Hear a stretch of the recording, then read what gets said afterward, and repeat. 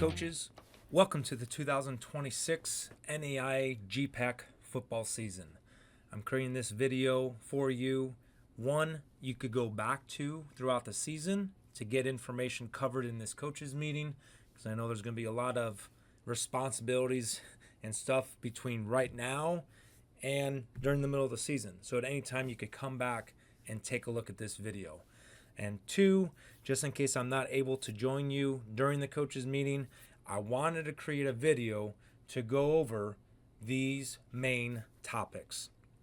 An explanation of what our officiating staff and myself have been doing and will continue to do throughout the preseason, our NCAA new rules, what the expectation is for myself and our officials during the season, and then coach to supervisor communication. And I specifically put the coach in there first. So let's first talk about our preseason preparation. So June 28th, I hosted a football jamboree in Omaha, Nebraska, where we had 52 football officials attend.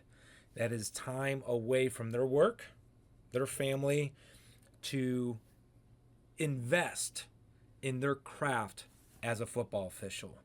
From that jamboree, I hired 13 additional football officials on our staff.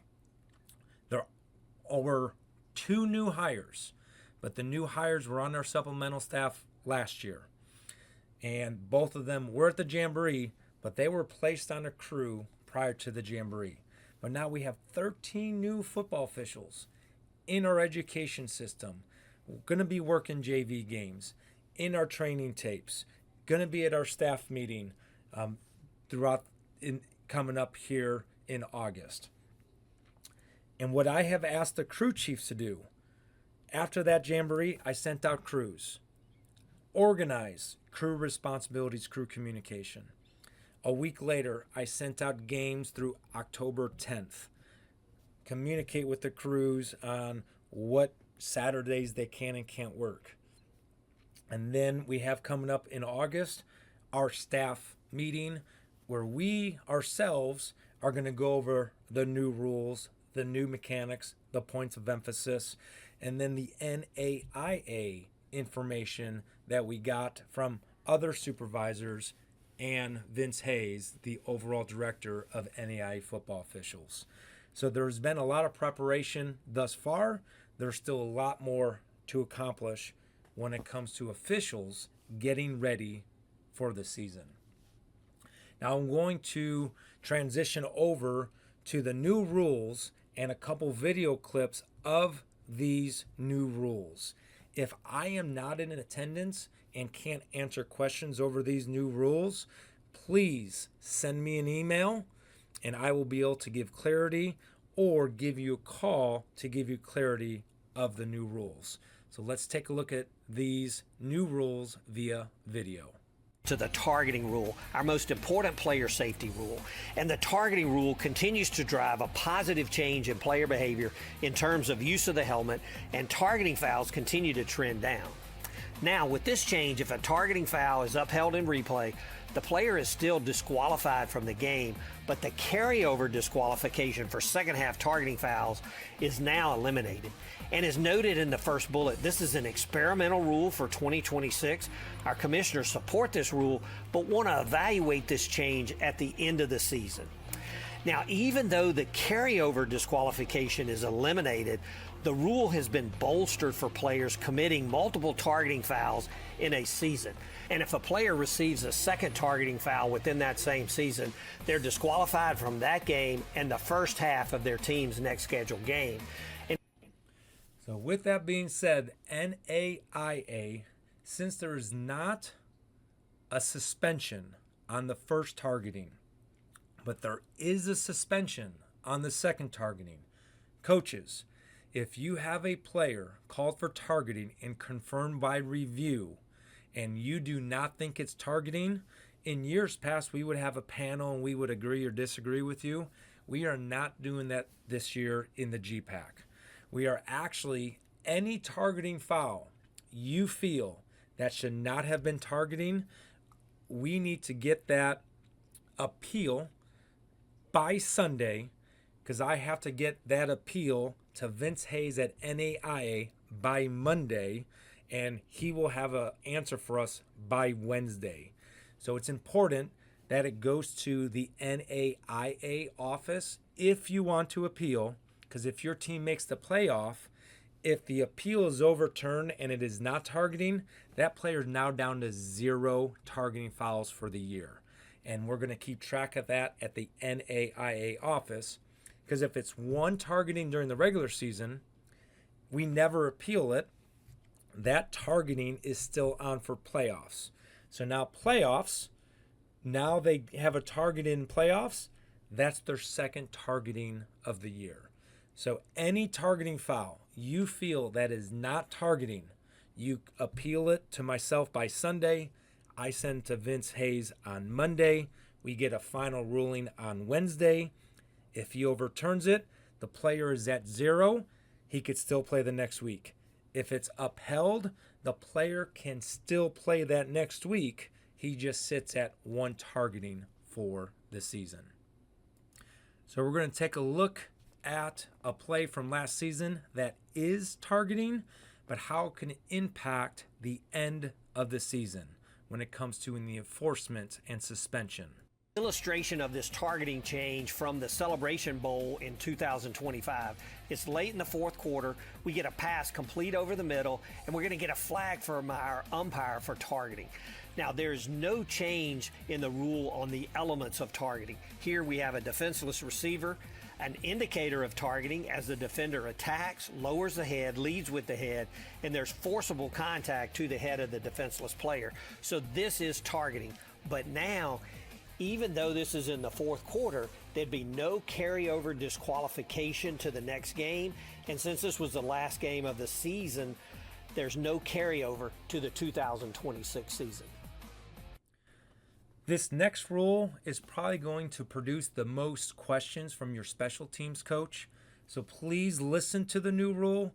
And if you do have questions, if you have formations, if you have special plays, please send them to me if you do have a question.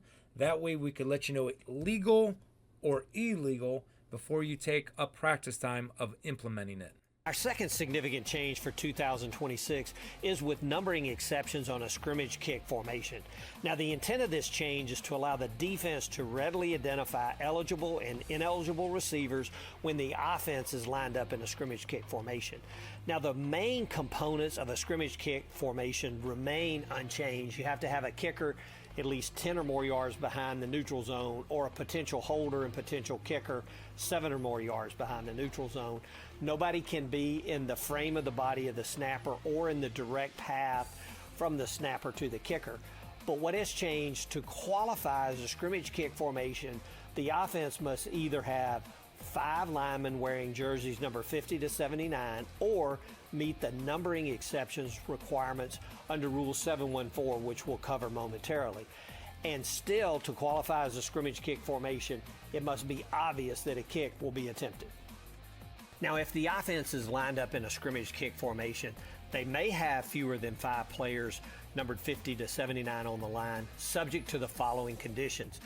They must have a snapper and 2 linemen on each side of the snapper who are lined up in or touching the tackle box, what we call a 2x2 formation. And these 5 linemen become exception to the numbering rule. Now, as a reminder, the tackle box extends 5 yards either side of the center, and a player just has to get their foot inside that tackle box to be considered in the tackle box. These linemen, these 5 players, are ineligible receivers by position, and they become exceptions to the numbering rule when they line up following the snapper taking his position. And once a player is established as a numbering exception, they may not shift or move to another position. And any and all such numbering exception players must be clearly on the line of scrimmage. So let's go look at a few video clips to illustrate this new rule. And before we do the video clips, coaches, the main thing to remember is the numbering exception is only if you don't have 5 players 50 through 79 on the line of scrimmage. If you have 5 players 50 through 79 on the line of scrimmage, you could do whatever legal formation you would do on first down, second down, third down. It is only if you don't have 5 players 50 through 79 on the line of scrimmage that this 2-by-2 formation is mandatory. So now let's take a look at the scrimmage kick formation plays on teams that do not have 5 players 50 through 79 on the line of scrimmage.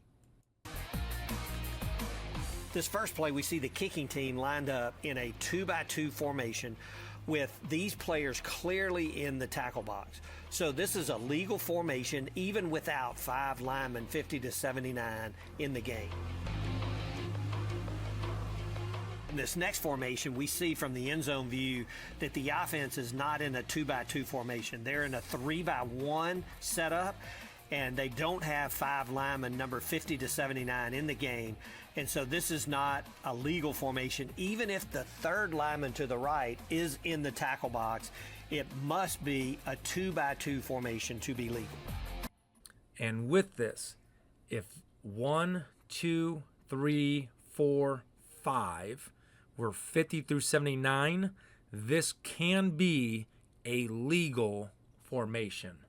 What makes it illegal this year is we do not have 5 players 50 through 79 on the line of scrimmage. In our next formation from the end zone view, we see that the offense is using numbering exceptions, and they're lined up in a 2-by-2 formation, all legal. But then they're going to shift out, which is not allowed. Once the 2-by-2 formation is established, the offense cannot shift the players that are part of the 2-by-2 formation, even if after the shift they wind up in a 2-by-2 formation. This would not be legal. Another new part of this rule this year, 47, his hands are at the knees. When this snapper comes up to the football, it locks this 2-by-2 formation in, as in 12, 46, 21, and 10. So it's not when 47 addresses the football, is when 47 comes up to the football. That's when these players are locked in and can no longer change. So it's not hands below the knees, over the football, touching the football. It's once we recognize as officials who the snapper is, it locks in the other 2-by-2 players, and they cannot change positions. For teams that prefer to change player jersey numbers as opposed to using the numbering exceptions on punts, the NCAA is creating a form to help expedite the referee's announcements of jersey changes when a team plans to punt, and will change jersey numbers to conform to the 5 linemen numbered 50 to 79. For more information on numbering exceptions overall, this form will be emailed to all coaches, all athletic departments, well before the first game of the season, for you to print out and to write and give to the officials. The umpires as well, when they're meeting with the head coaches and asking all players legally equipped, they will also have this card there.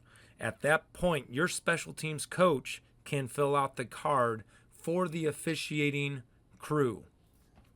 Then if there are jersey changes, the official will make the announcement of the card that was shared from the coaches and to the coaches will be used for the jersey change throughout the game. Again, this card filled out from one team will be given to the opposing team. New for 2026 is the penalty for offensive pass interference is being adjusted to 10 yards, not 15 yards as it was in the past. The rules reserve 15-yard penalties primarily for personal fouls and unsportsmanlike conduct. And we know that even though there's no change here, defensive pass interference is a spot foul with a maximum of a 15-yard penalty. Last significant change for this year is the addition of the fair catch kick to the NCAA playing rules. So to trigger the fair catch kick, a fair catch of an opponent's kick must be completed. Now, we know that following a fair catch, typically the ball is put in play by a snap, but optionally, the ball may be put in play by a fair catch kick if the receiving team, if their head coach selects a fair catch kick after the ball is dead and before the next ready for play. And if they choose a fair catch kick, that decision is irrevocable. And correspondingly, following the ready for play signal, then there's no option to go back and select a fair catch kick. But if the fair catch kick is selected by the receiving team, then the ball is put in play at the spot of the catch or the succeeding spot after penalties. Obviously, if that catch is in a side zone, it's brought back into the hash. The play clock will be set to 25 seconds, and the game clock will start when the ball is legally kicked. And if the fair catch occurs as time expires in a half, the team will be allowed to make the fair catch kick as an untimed down. So coaches, if you're in a situation, your player completes a legal fair catch, typically in the middle of the field, and you are going to choose fair catch kick, it is the head coach's responsibility to communicate and find the officials. They are not asking the officials to give the head coach the option. It is the head coach's responsibility to find the nearest official and tell them they are going to choose the fair catch kick option. So if a team elects a fair catch kick, the fair catch kick line is the spot of the fair catch. And then the defense, the receiving team, their fair catch kick line is 10 yards in advance of the kicking team's fair catch kick line. So it looks just like a kickoff. And all the formation requirements for a fair catch kick will follow our kickoff rules. Now, the kick must be a field goal place kick with a holder, and there can be no tee, or it can be a drop kick. And if the kick passes over the crossbar and between the uprights, it scores 3 points. Now, if the fair catch kick is unsuccessful and it stays in the field of play, the receiving team can choose to run it back, or if they don't touch it, they can actually take the ball at the spot of the fair catch kick. So what does the fair catch kick look like on the field? Here's a diagram, and following a fair catch at the plus 45, the coach elects a fair catch kick, and the restraining line for the kickers would now be the plus 45, and the receiving team restraining line would be the 35. It looks formationally like a kickoff, and the defense can put a player back potentially to return the kick. The NFL, the teams are lined up like a kickoff, and obviously the defending team, they can't rush. They have to stay behind their restraining line. There's a holder in place, and the kicker is going to try a field goal place kick. He kicks it. It goes over the crossbar and through the uprights, and it scores 3 points. An exciting way to end a half.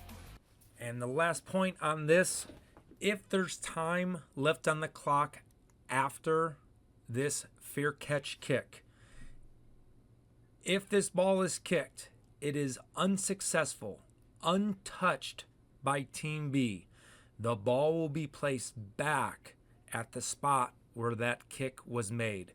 Because the rule for an unsuccessful field goal that is outside the 20-yard line is you bring it back to the spot where it was kicked. All right, so coaches, when you're making that choice, the clock will start when the ball is kicked. So if there's 8 seconds left in the half, there will be time left in the half, and the opposing team will get the ball back at the spot where it was kicked if unsuccessful and untouched by Team B. Anything inside the 20-yard line will be placed at the 20-yard line as a touchback by rule. During this season, officials are expected to stay in the rule book, stay in the case book, stay in the mechanics manual. I and Monty Tilsner will be recording the Great Plains Athletic Conference weekly training tapes using game film from that previous week, turned in by our graders, turned in by our crews, turned in by coaches with questions. Because even questions coaches have, if one coach has the question, other coaches probably have the same question. So we won't use special plays. We won't use questions turned in that's not on film already. We're going to use film that is already in huddle, shared by the coaches with all the coaches. Officials are also expected to watch game film. We ask them, how are their mechanics? How are their signals? Their 2 to 12 judgment plays on the game. Did they get it right? Did they get it wrong? And why? So we ask officials, just like players, go back and look at those impactful plays that they had. How can they do it better if they can? All games, fouls and potential fouls, but the officials chose to no call it, are placed into Quick Ref. All coaches should have access to Quick Ref, and Quick Ref is the place officials put in their fouls, put in their descriptions of why it was or why it was not a foul, and then a grader grades every single game. Our graders are Division I officials and Division II officials. So every single play that has a flag down, or we call them specials, they have a question, should this have been a foul? Or the team was upset, but this is why I did not throw the flag. It is placed in Quick Ref. It's graded by our graders by Wednesday. So coaches, you should be able to go in by Thursday and take a look at correct call, incorrect call, marginal call, or if an official didn't put it in Quick Ref but a grader found it, a no call, as in that was not called in a game, but this is a foul. And not only do you get the grades, but you get the descriptions of why it was a foul or why it was not a foul. So now you could educate your players of what is and is not a foul, because we say this all the time, consistency. Well, it wasn't a foul this week, but now it's a foul this week. And sometimes that happens because the officials got it wrong week 2. They changed and learned. Now they get it right week 3, which, yes, it is a different call. So that Quick Ref is to help not only officials, but coaches. We give you access. Did the officials get it right? Why or why not? That way, next week, when the similar play happens, we officiate it with the intent more correctly. So coaches, if you have plays that are not in Quick Ref that you want to be graded by a grader, not by me, but by a grader, by Monday, send me the quarter, time, and game situation. And what I mean by first quarter, 7:37, offense, 1st and 10, pass play. And then you put in there, pass interference, no pass interference. If you get that to me by Monday, I will get that into Quick Ref so the grader can grade that clip as well for you and the officials to learn from. So a lot of information here for this coaches meeting. Any questions on what if our officials are doing to get ready for the season, the new rules that we just shared with you, what officials do during the season with huddle and training tapes, and what you can do as a coach to communicate to me as a supervisor to get feedback on plays, correct call, incorrect call, please get in touch with me, st_rita1920@yahoo.com, and or cell phone 402-319-8413. Thank you for giving me time today. Good luck in your fall camp, and look forward to seeing all of you throughout the season.